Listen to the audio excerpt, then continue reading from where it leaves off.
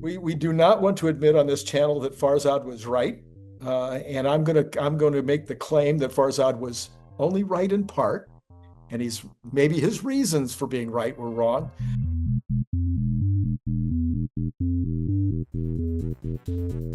Or his reasons for thinking he's right are wrong. But let's just start off by explaining what happened.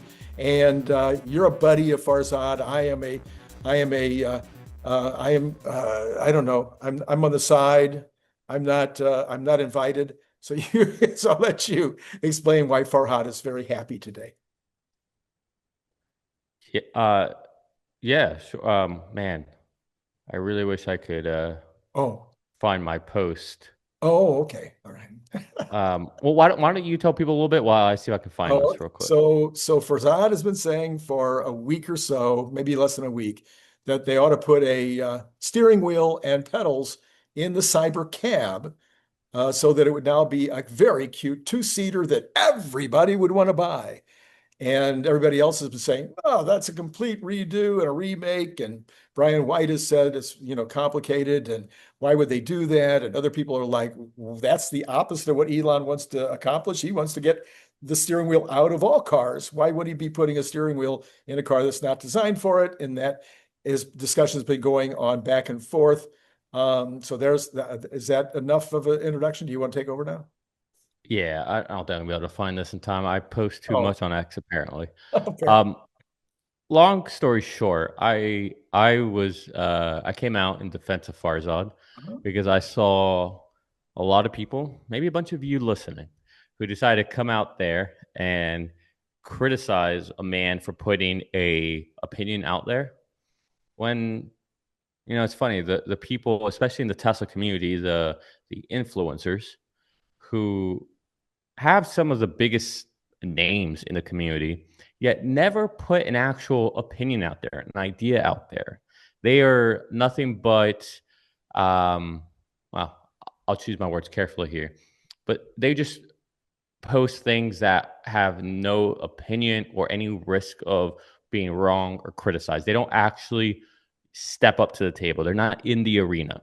And those people decide to come out and rail against Farzad, not when he put his opinion out there, but only when a Tesla AI engineer decided to reply.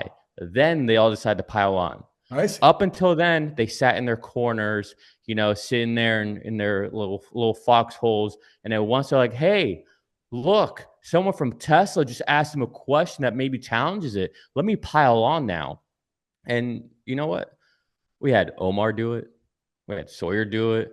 We had Warren do it. We had Nick Cruz do it. Yeah, I'm choosing violence today, apparently. They all did it. And I told all of them to essentially shut the F up unless they're going to actually sit there and be in the arena. I don't like it when people criticize the man in the arena when they're not in the arena. So I think that is why Farzad is coming back with a vengeance. Because, and I disagree with your take here. I think Farzad is spot on, to be honest. I think he's 100% accurate. And I think his reasons are 100% accurate. That it makes no sense for Tesla to make a line for robotaxis that won't be able to be used at maximum efficiency. It does not make sense from an economic sense. It does not make sense from a mechanical engineering perspective. It doesn't make sense from a I don't like entropy point of view. The idea is to maximize the rate of the line. And the only way to do that is to be able to also sell these vehicles to the masses. You could build a bunch of them, sell them to South America, sell them to Europe, because guess what? We're not going to have autonomy approved everywhere. We're not even going to have the ability, by the time that line's up and running, there's a really good chance we will not be able to use them as robotaxis in the United States without steering wheels or pedals. So you need to have your plan B. Or what was initially the plan B in the Walter Isaacson book that came out, I believe, in 2022, which was the plan all along.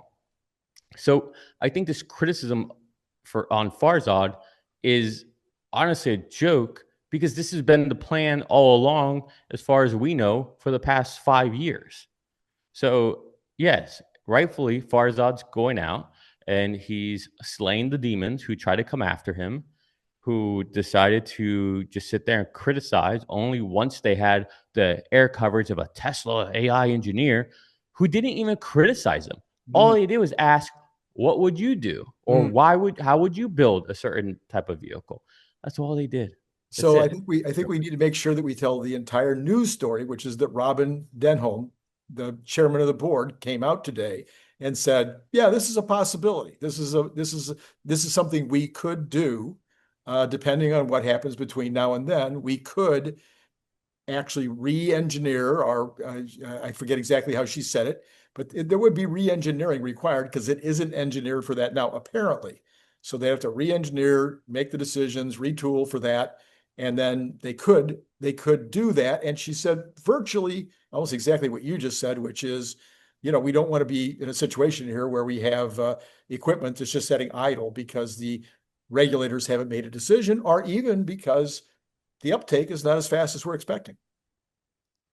She said that on Bloomberg today, but if you caught her on Squawk Box yesterday with Andrew Ross Sorkin, Becky Quick, and Ron and Joe Kernan, she did, through a slip of the tongue, mention that they are working on more models right now, more vehicles right now. And she said in a plural sense, like you had to be listening to it. You had to know what you're listening for it. But it is insinuated that there's something else going on as well. So yes, that is essentially what's giving credence to it. But it's not just her saying this. Like, again, it's been a known thing. It's been in Walter Isaacson's book. Like, we've known this all along. Elon literally just got done saying the other day on the earnings call, I was paranoid about going all in on more volume and all that until recently. Right? Like kind of all the signs are there. It's just, do you want to hear it or not? And I get it. Everybody's like, no, that's not the more affordable vehicle. That was what we just got with the 3 and Y. It's like, guys, don't be so foolish. There's a really good chance that this was the plan all along, to use the unboxed methodology with the Cybercab line, all that. But guess what? They're running behind schedule. Oh, surprise, surprise. And so they are going to unveil a more affordable vehicle, but it's not going to come out until next year. Like, okay. I think that's so.